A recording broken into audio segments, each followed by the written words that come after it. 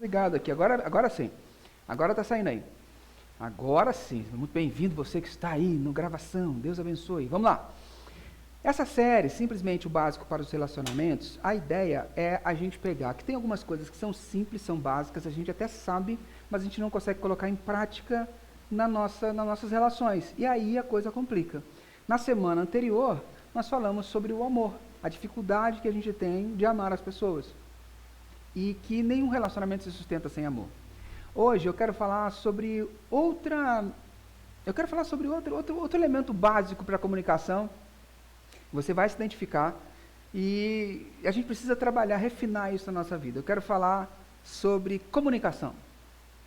Comunicação é um grande desafio para os relacionamentos. Nem sempre nós compreendemos as pessoas e somos compreendidos. A nossa intenção nem sempre é captada, fala sério. A nossa intenção nem sempre é capturada. E às vezes os motivos pelos quais a nossa intenção não é capturada é porque a gente chega para comunicar quando a gente está cansado, a gente chega para comunicar quando a gente está com falta de atenção. A gente faz uma péssima escolha do momento, péssima escolha do método. Aí, filho, um abraço. Você chega cansado em casa e alguém quer ter uma DR naquele momento. Dá vontade de pegar o rolo de cilindrar pão. Gente, não é a hora, não é o momento. Mas tem gente que tem uma dissincronia social, que acha que aquela tem que ser na hora dela. Não pode, dela não, pode ser dele também. Né? Mas não é naquela hora. Tem que achar o momento correto para você poder comunicar. Tem gente que escolhe o pior momento da história. Tipo, o time do cara acabou de perder a final para o Flamengo. Aleluia. Aí ele quer conversar. Não vai conversar não, ué. Não tem jeito. Então você tem que entender o tempo. Muitas vezes é o momento. Você está cansado, está estressado, não vai querer conversar naquela hora.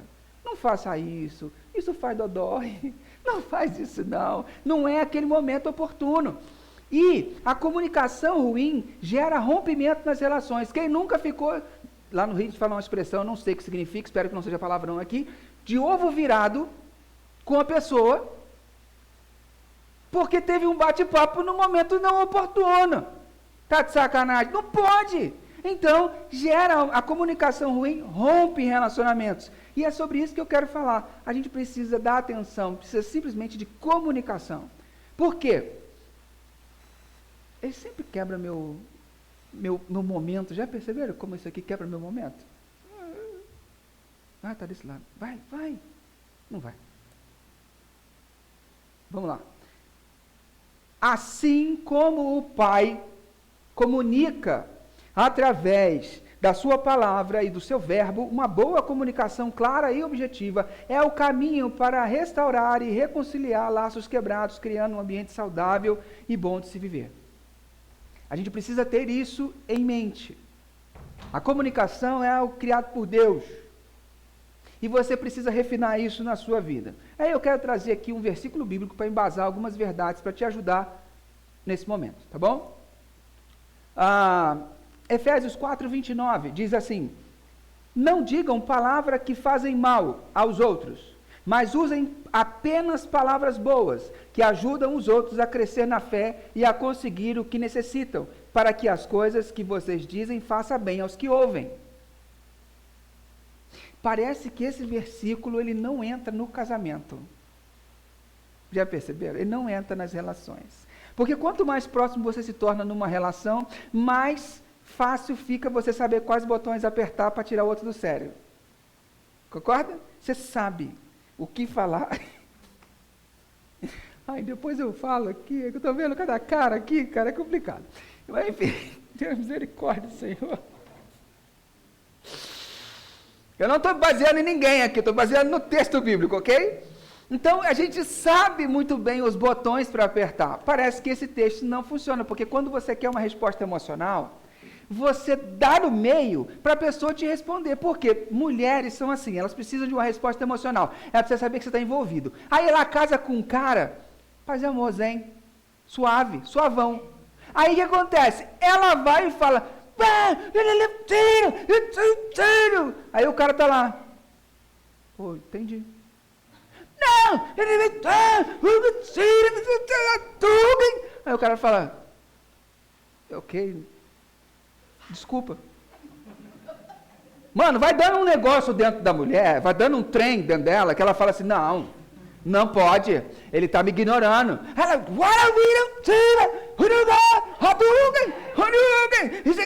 aí o cara, ele começa a armar defesa, porque tá sendo atacado, ele começa a pior coisa que o cara pode fazer nessas horas, sabe o que é? Depois a gente conversa. Né? Eu tenho um livro, chama Casamento Vertical, que um casal escreve o livro, estava brigando, e que estava nessa fight, e chega uma hora que o cara era meio zenzão assim, e ele sai, a mulher chega assim, volte e brigue como homem! Porque ela não aguentava. Por quê? Porque a mulher quer uma resposta emocional, o cara quer uma resposta racional. Ele fala, tá bom, entendi, vou pensar. Quando ele fala isso, o que ela pensa? O que ela está ouvindo? O que ela está ouvindo? Não quero saber dos seus sofrimentos, eu não estou nem aí, eu vou dar as costas. É isso que ela está ouvindo. E não é, essa comunicação quebra a relação, não é assim. E aí o que ela faz? Ela faz completamente ao contrário. Ela não, que ele também. Mas faz completamente ao contrário do que diz esse versículo. Vem aquele monte. Já viu? Quem já jogou videogame sabe. Tem os golpes normal e tem o especial. Sabe quando a barra de energia cresce, o cara fica cheio de fúria e ele vai dar o especial. Aí ela vem com tudo. Você não é homem! Você é um banana! E ela vem com a agressão. Por quê? Porque enquanto ele não traz uma resposta emocional, tipo, ele vai e briga, ele vai e começa a acusar ela, e fala um monte de abobrinha para ela, aí o que acontece? Homem, seja sábio, presta atenção, aí ela para. Por que ela para? Agora ele se importa. Ela não quer tirar você do sério, ela quer que você demonstre que você se importou, porque enquanto você está no zenzão, ela não se sente acolhida. Então, ela usa o que o versículo fala para não usar. Ela usa a palavra torpe, que é o que o versículo está dizendo para não diga as palavras que fazem mal. Mas ela chegou num ponto em que ela não consegue mais nenhuma ferramenta, ela dá o especial. Seu banana! Seu moleque! E começa a falar coisa, ponta o dedo, coisa que o homem não gosta, ponta o dedo, faz um monte de coisa. E é nessa hora que você dá uma resposta emocional, você pode notar, ela para. Não é porque você saiu do sério, é porque você se importou. Ela teve uma resposta emocional. Só que para isso, ela acaba usando, mulheres acabam usando, e homens também usam, algo que é muito complicado, que esse texto diz para não usar. Palavras que fazem mal. Vamos contextualizar um pouco esse tema para você poder entender. E eu quero tentar terminar o horário. Quando a gente é criança, a gente aprende no ensino fundamental, assim, na faculdade a gente revê isso, o diagrama da comunicação. E o diagrama da comunicação, ele tem esses elementos aqui, ó, emissor, receptor, mensagem, canal e código. É o básico de uma comunicação. Emissor, quem está comunicando. Receptor, quem recebe a mensagem. A mensagem é o que você quer passar. O canal é o método que você escolhe para passar. E o código pode ser digitado, pode ser áudio, você escolhe o código para passar, certo? Então, o canal é o meio físico ou virtual, fio, rede, área, etc. E o código é a linguagem verbal ou não verbal. É isso que a gente usa. Então, essa aqui é a básico da comunicação. Só que tem dois outros itens da comunicação, desse diagrama da comunicação, que são onde o capeta opera. É ali que ele mora. É ali que ele opera. E é ali que ele estraga a tua vida. É aqui, ó, no contexto e no ruído. É ali. É onde o cão mora. É a casinha dele. Presta atenção nisso. Olha só. O contexto são fatores que podem influenciar na interpretação da mensagem. Ambiente. O clima. Mano. Chega em casa, tal, o cara cria um clima, né? Você está ali naquele ambiente legal. Você vai trazer um assunto pesadão ali para aquele momento? Às vezes é o único momento da semana que vocês têm para estar junto. Os caras correm igual uns desgramados. Vou falar sobre casamento agora, só um parênteses. O cara corre a semana inteira igual um desgramado. Ela também. Trabalha igual um cachorro sem dono. Aí tem um dia que eles têm para fazer sexo. Um dia. Um horário na agenda. Naquele horário, quer discutir relação? Não dá. Não pode, não dá. Não funciona. Por quê? O contexto. A gente não entende o contexto. Lá em casa tem uma pessoa que mora comigo, que eu não quero falar o nome, que é assim, muitas vezes a gente teve embate na conversa, por quê? Porque eu estava sensível, carente, e eu queria falar dos defeitos daquilo que me machucava. O contexto era eu abrir meu coração. O que ela fazia? Mas você também...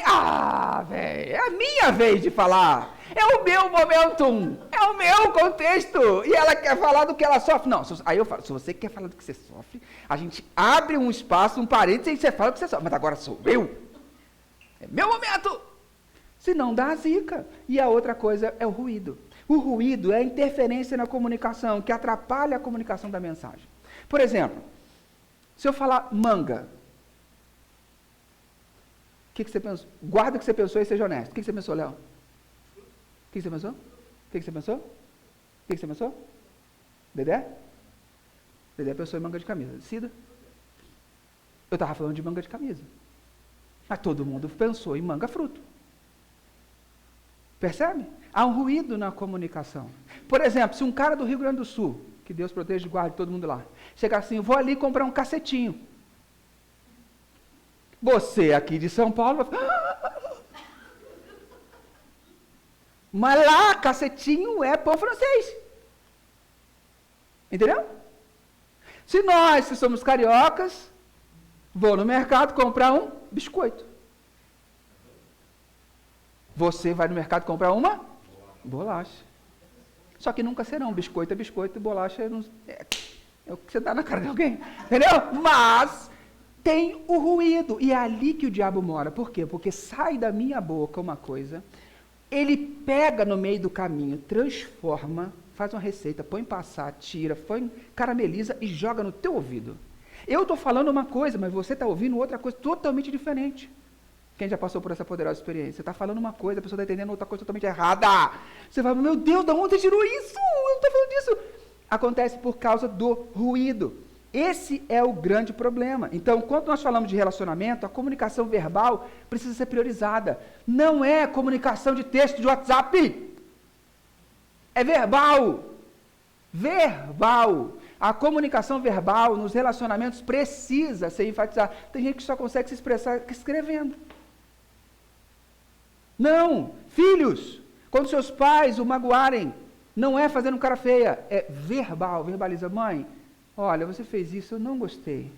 E a sua mãe vai falar assim, o problema é seu, eu sou sua mãe, eu que mando, brincadeira, não vai falar isso. Mas ela vai expressar e vai entender, e se você estiver errada, a mãe vai falar assim, eu entendo, mas você está errada, era meu papel, tinha que fazer isso, sinto muito se você se sentiu mal. Ou então vai acolher e vai falar assim, poxa filha, desculpa, eu não entendi que era bem assim. Isso acontece, então a comunicação verbal precisa ser priorizada. A linguagem corporal, os subtextos, as entrelinhas, as mensagens digitadas no WhatsApp não contam com a força de uma boa e clara conversa. Além dos 5 básicos da comunicação, a gente precisa levar em conta a carga grande que está sobre o contexto e o ruído. E existe um outro fator muito importante nas relações, que é o fator intimidade. Você já ouviu aquele ditado, dá dinheiro, mas não dá intimidade? Né? Cara, a intimidade é um fator muito complicado, muito difícil. Por quê? Porque na intimidade os filtros vão sendo reduzidos. Na intimidade os filtros vão caindo. E aí o que acontece? O respeito vai diminuindo. Você acha que você tem a liberdade para falar qualquer coisa por causa da intimidade. E aí você acaba magoando as pessoas. E não é assim. E quando você entra com esse fator da intimidade para cair os filtros, fica um resíduo impróprio ou tóxico. E aí começa a abalar a comunicação. E aí você fala assim, mas eu só estou tentando ser clara. Eu só não falei antes porque eu não sabia se você entenderia. Você nunca me escuta. Porque quando a gente está próximo, a gente não, se é uma pessoa de fora, a gente dá uma certa atenção. Léo foi no pet shop, vocês viram? Fez a barba. Primeira coisa que eu vi no Léo foi isso. Ele fez a barba, rejuvenesceu, garoto lindão, Dani está feliz. Ó, que benção. Agora, pode acontecer dele chegar em casa, fez a barba, está lindão, mais novo, e a Dani não notar. Porque é intimidade. Aí na rua ele recebe essa fala. Ainda bem que eu sou homem. Na rua ele recebe essa fala. Tá bonitão, rejuvenesceu, babá. E se é uma mulher? Em casa ele não tem. Percebe? Vai diminuindo, a gente vai desvalorizando e vai sobrando esse resíduo tóxico, essa coisa que vai prejudicando as relações. O que o texto de Paulo tem a nos oferecer diante dessa receita indigesta de comunicação? Então, Paulo, ele está recomendando para a gente novas práticas cotidianas na igreja, nessa carta de Efésios. Então, se você não tem livro para ler essa semana, lê o livro de Efésios, que é muito interessante. Ele fala sobre essa nova vida com Cristo, que é feita de novos hábitos redimidos. Guarda essa palavra. Hábitos redimidos. Ele fala sobre a mentira, sobre o engano, de maneira geral, e maneiras novas de interagir com as pessoas. Como que é a nova maneira, a partir do momento em que a gente entende quem Cristo é na nossa vida, como que fica essa nova maneira de interagir com as pessoas? Como é que fica isso?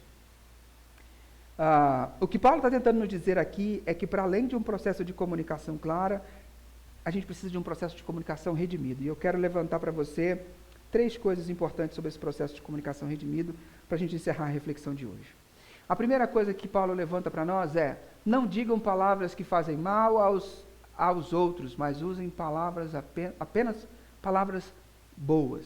Primeira coisa que Paulo está dizendo para nós é que eu e você somos responsáveis pelas palavras que saem da nossa boca. Eu e você somos responsáveis pelas palavras que saem da nossa boca. Palavras que fazem mal, numa tradução mais conservadora, você vai encontrar a palavra torpe, que no grego é sapros, que é podre na língua comum. Então ele está dizendo, não use palavra podre. Já viu aquele ditado? Uma fruta podre estraga todo a cesta, ou todo o saco. Então, quando ele fala sobre isso, não use essas palavras podres, são palavras que impossibilitam o diálogo. Não use palavras que impossibilitam o diálogo. Não use palavras que não vão, sabe, quando a gente usa a palavra para cortar a conversa, aquelas palavras que criam barreiras entre as pessoas, entre os amigos, entre marido e esposa, entre as pessoas, não use esse tipo de palavra. Ele está dizendo, não use palavra que apodreça o outro.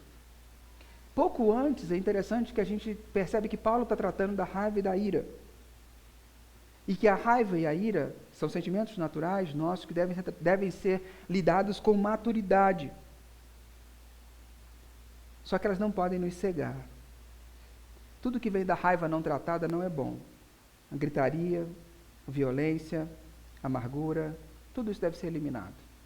Não há espaço para levantar a voz e gritar para outra pessoa, humilhando outra pessoa. Não há espaço para isso nas nossas relações. Não há espaço para esse tipo de coisa.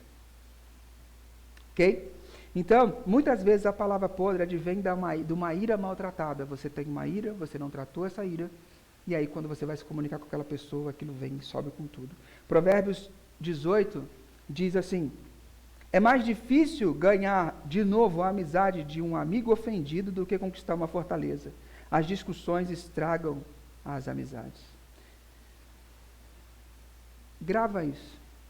Muitas pessoas usam a capa da autenticidade para serem rudes e grosseiras, ou fugir de conflitos que exigem um diálogo desconfortável. Eu sou autêntico. Só estava falando o que eu estava pensando. Não, você é mal educado, é rude. Não tem nada de Jesus na sua vida. Não use essa capa. A autenticidade não pode ser desculpa para o comportamento egoísta, para o comportamento explosivo, inconsequente ou preguiçoso. A orientação bíblica é para nos esforçarmos a nos parecermos mais com Jesus. E ser autêntico é nos parecermos mais conosco. Conosco mesmo. Não, mas a Bíblia fala que você tem que parecer com Jesus. E não cada vez mais com você mesmo. Entende a diferença de autenticidade e cristianismo?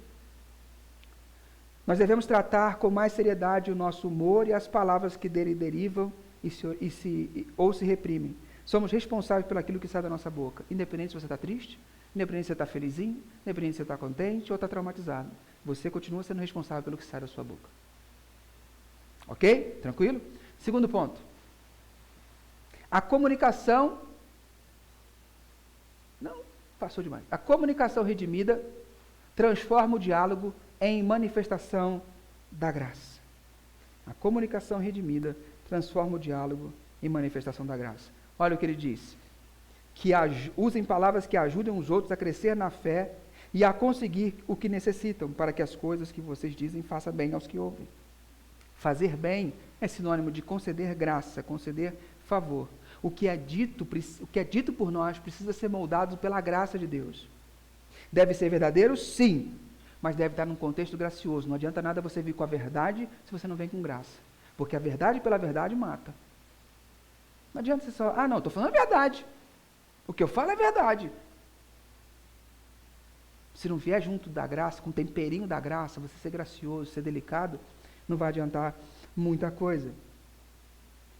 Quando ele usa a expressão crescer na fé e conseguir o que necessitam, a palavra que ele usa aqui é só fale, quer dizer, o que ele quer dizer é só fale o necessário naquele assunto.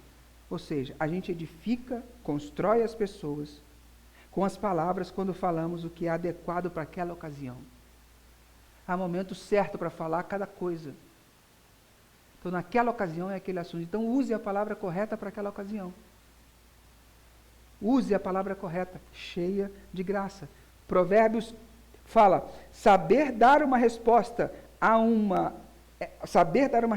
uma alegria. Como é boa a palavra certa na hora certa.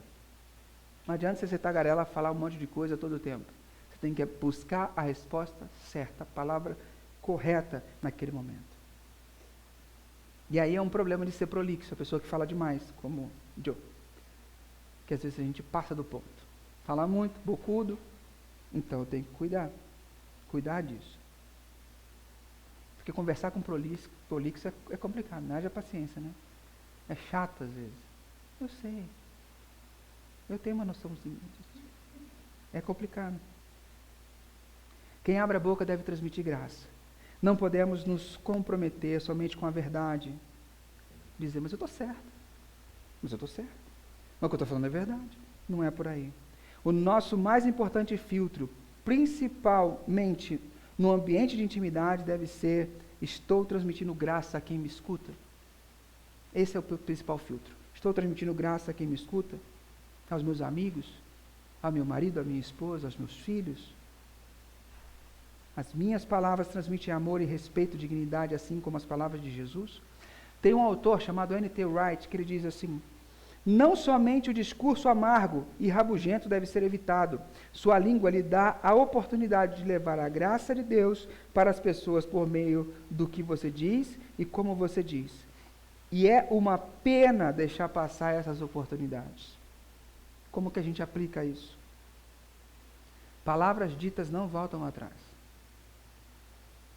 Palavras ditas não voltam atrás. Somos responsáveis por elas. E pelos danos e pelas feridas que essas palavras causam. Eu sei, porque no começo do meu casamento eu era muito cheio de manias. Muito cheio de manias. E eu deixei marcas na Sabrina, que eu sei que essas marcas foram deixadas, e hoje eu fico pensando assim, por que eu falei isso, rapaz? Que cara idiota. São coisas que moldaram a nossa relação. E que, por causa de uma visão tosca ou imatura, eu falei isso lá atrás. Não é uma ofensa, mas é uma... não gosto desse tipo de coisa, não gosto desse tipo de atitude. E isso molda o nosso casamento, porque ela vai olhar, mas ele não gosta, então eu não vou fazer. Eu falo, por que essa implicação? Gente, que bobagem. E aí, quando eu encontro essas oportunidades, quando elas me visitam de novo, eu chego e falo para ela, ó, você não precisa se preocupar com isso. Você não precisa se preocupar com essa coisa, tá bom? Não precisa fazer isso.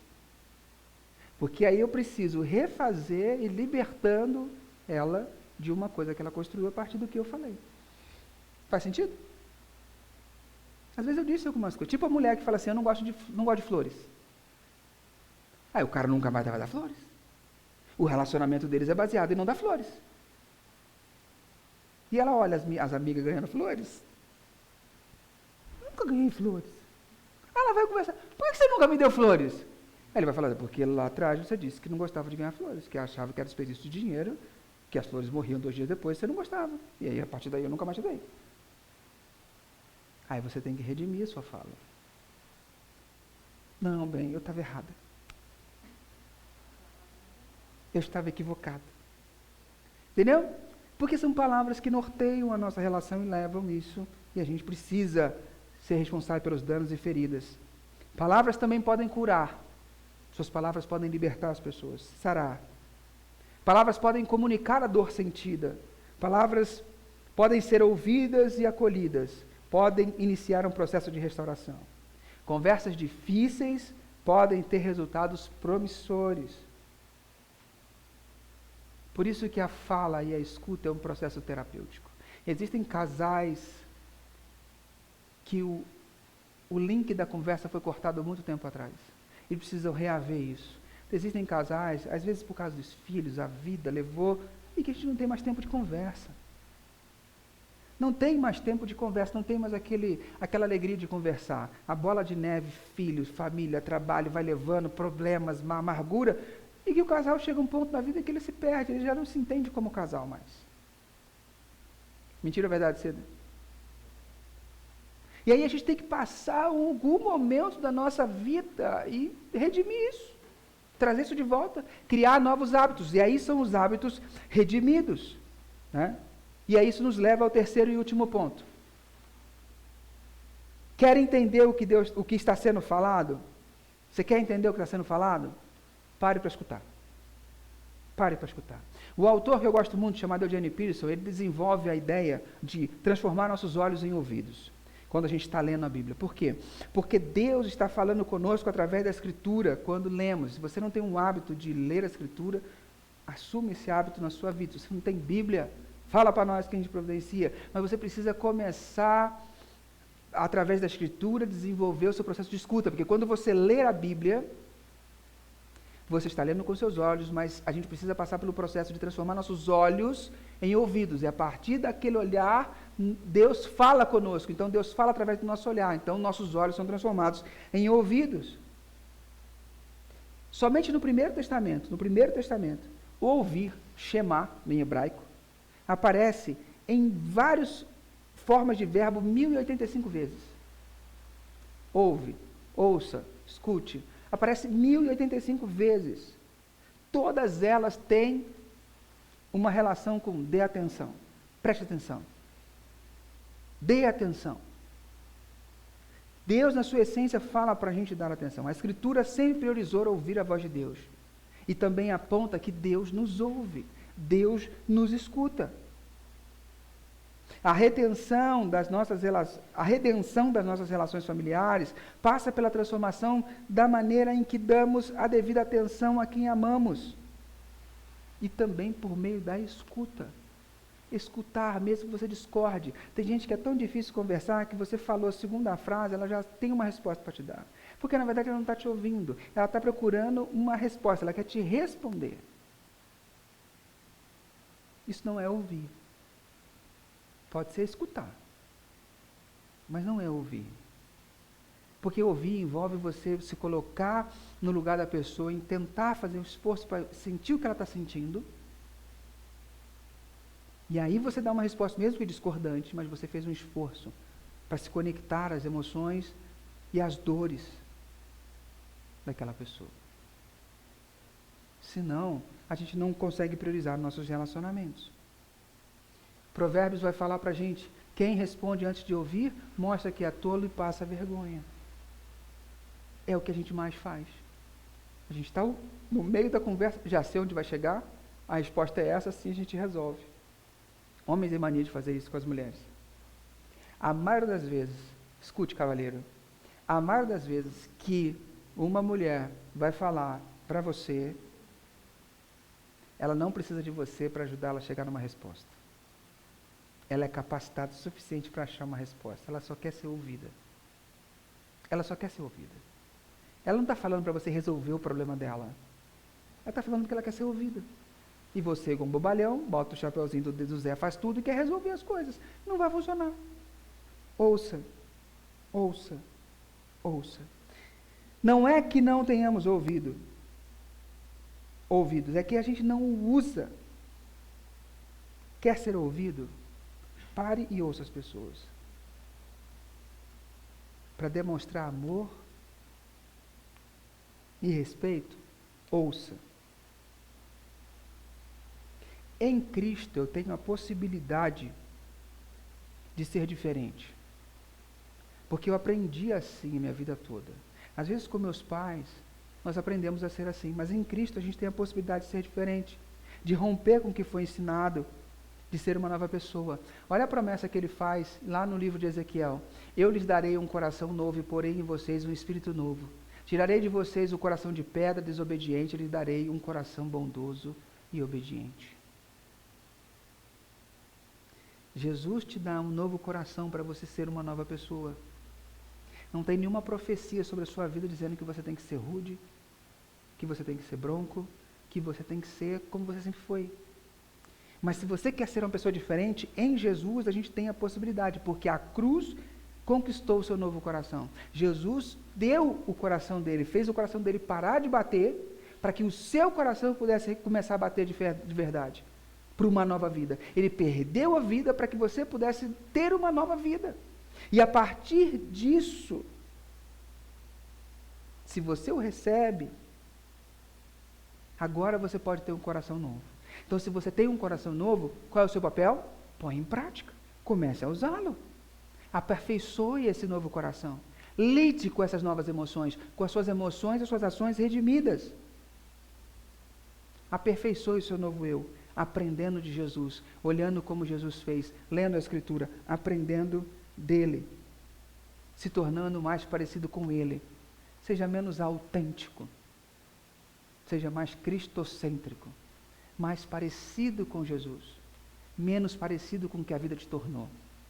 Porque apesar do que a vida fez de você, Jesus pode transformar você numa outra coisa, numa nova história.